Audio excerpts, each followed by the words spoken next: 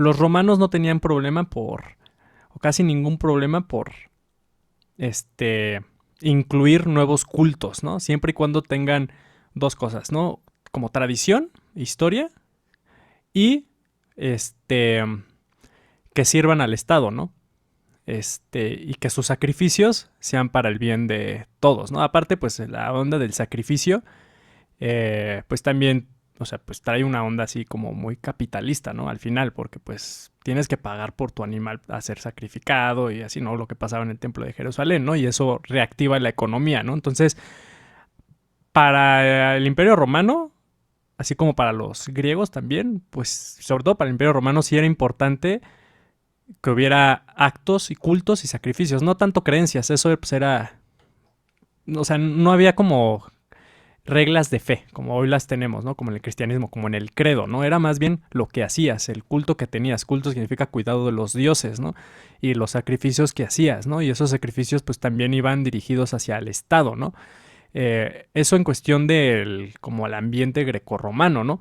Y cuando Alejandro Magno logra como unificar, ¿no? O mezclar, bueno, sí, pues expandirse hacia el oriente.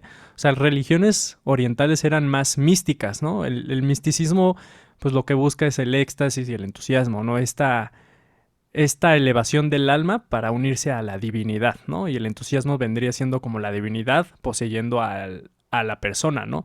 En ambos casos hay como una despersonalización de la persona, ¿no? Entonces, eh, en parte, o sea, estos cultos que les llaman mistéricos, que vinieron principalmente del Oriente, aunque también de Grecia, pues buscaban eso y eso lo hacían pues en parte pues sí con música, con danzas exhaustivas, se está viendo pues ya que se usaban quizá psicodélicos, ¿no? Para lograr esos estados de éxtasis, ¿no? Entonces, si te fijas, es muy diferente ese tipo de religión que es más individualista, en donde la redención y la salvación es más bien individual, que el tipo de religión estatal, ¿no? Y nacionalista de Roma, ¿no? Pero al final, pues como Roma, pues sí, o sea, sí era muy tolerante, o sea, para eso, para los estándares de esa época, en cuestión de aceptación de nuevos cultos religiosos, bueno, de cultos religiosos que pudieran probar su tradición y todo eso,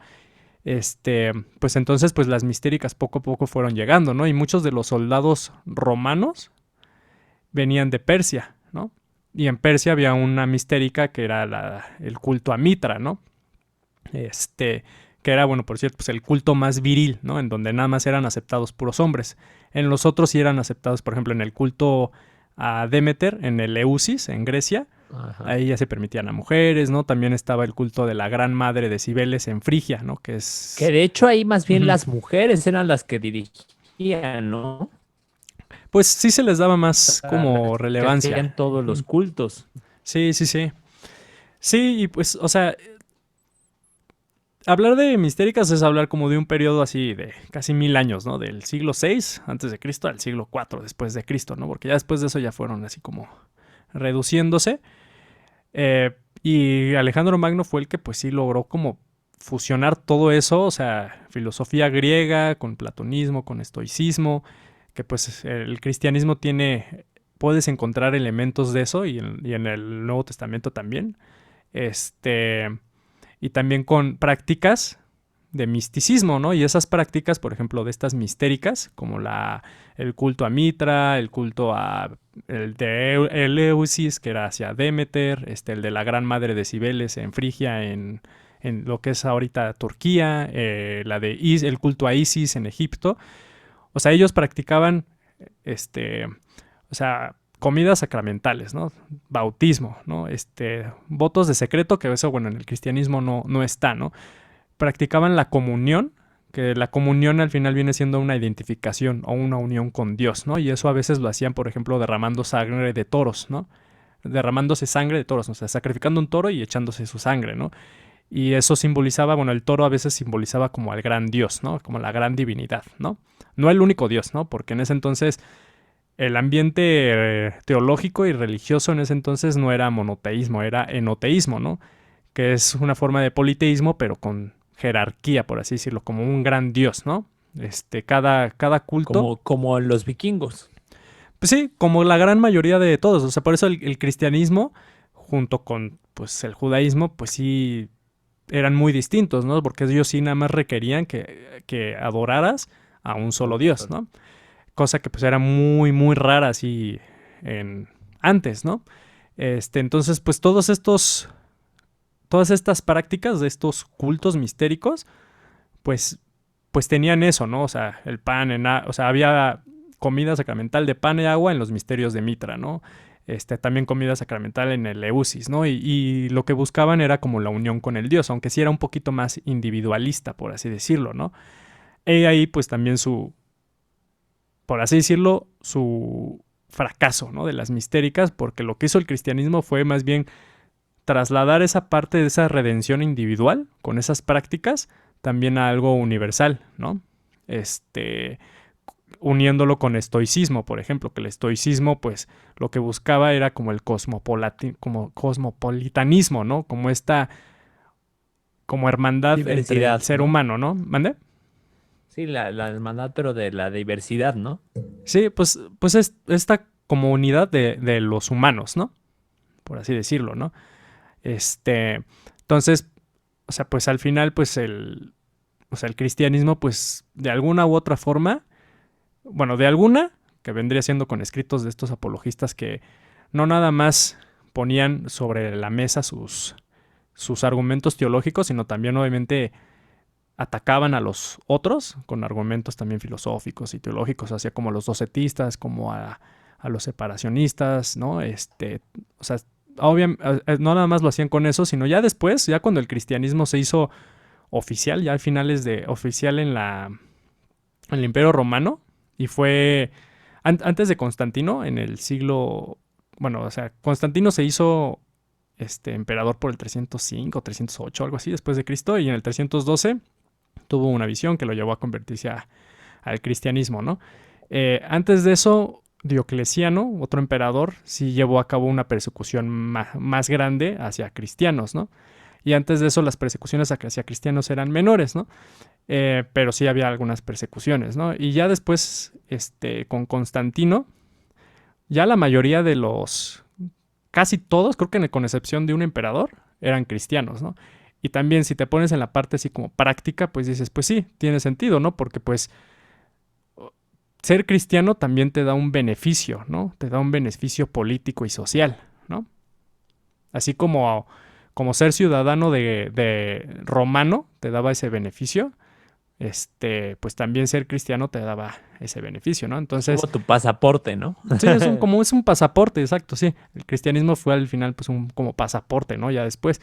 Y la neta, pues, o sea, ya después los perseguidos, los cristianos, pues hicieron los que perseguían, ¿no? Y la neta sí hicieron a base de espada también, pues un chingo de atrocidades, ¿no? Quemaron la librería de Alejandría, sí torturaron horriblemente a una neoplatónica Hipatia, ¿no? En el siglo IV, igual ahí en Alejandría.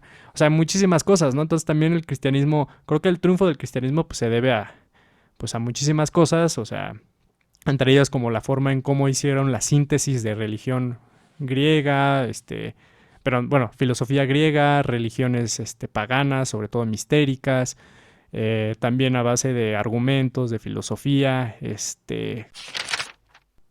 o sea, en el cristianismo, Jesús, Hijo de Dios, es crucificado para expiarnos de nuestros pecados, ¿no?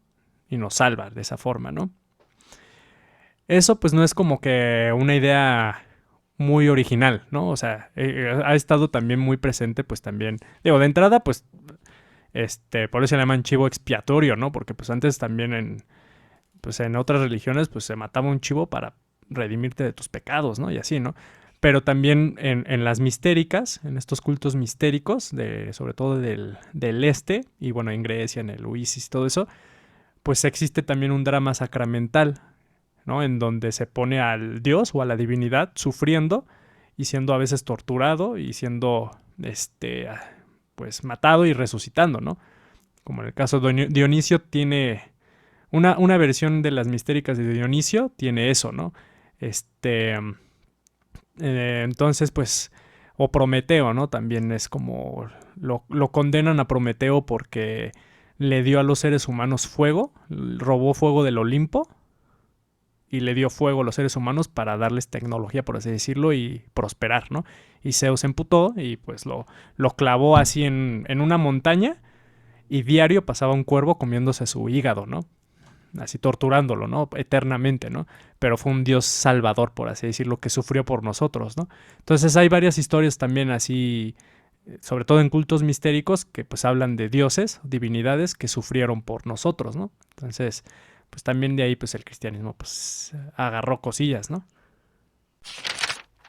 De que sí esta onda del astralismo, astroteología, así luego le llaman, esta adoración al sol y a los astros, que son identificados con una persona, por así decirlo, encarnada, por ejemplo en Jesús. Pues, o sea, sí al final, pues eso sí, sí está impregnado en el cristianismo, ¿no? O sea, y también en el mismo judaísmo, luego pues también en el Antiguo Testamento, pues no hay como muchos rastros de adoración al sol, pero sí a la luna, ¿no? Que la luna era más adorada por cazadores recolectores y comunidades pastorales, ¿no? Que pues todavía, pues, bueno, todavía hoy en día, pues hay comunidades pastorales, ¿no? Que se enfocan más en la luna, ¿no? Y ya con el surgimiento de la agricultura, pues ahora la observación del ser humano, que pues dependía de su supervivencia, pues estaba en ver los ciclos del sol, ¿no? Así ver día tras día, mes tras mes, año tras año, pues cómo se movía el sol, ¿no? O sea, para poder determinar también cómo cosechabas, ¿no? Cuándo cosechabas y todo eso, ¿no? Entonces, pues sí, todo eso, pues sí, acabó influyendo mucho en que eso desembocara, pues, en mitologías, ¿no? Y eso, pues, yo creo que sí está impregnado también en el cristianismo, porque pues también en el Imperio Romano,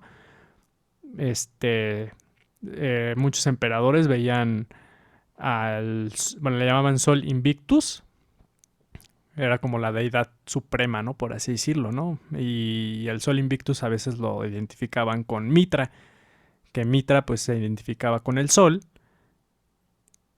que en el solsticio de invierno, en el 25 de diciembre, pues nació Mitra, así como también nació Jesús y también en algunos misterios Dionisio también nació en el 25 de diciembre y luego en el equinoccio vernal, o sea, también hay como la onda de festivales religiosos en Egipto, en Grecia, en el Oriente Próximo, pues también son muy similares a los festivales que hoy tenemos del cristianismo, ¿no? Porque creo que sí, o sea, sí son influidos por esta astroteología y adoración a los astros, especialmente al sol, ¿no? Y al movimiento del sol, ¿no? Entonces también ahí hay un chingo de similitudes, ¿no? Así que el cristianismo pues absorbió y pues ya, ¿no?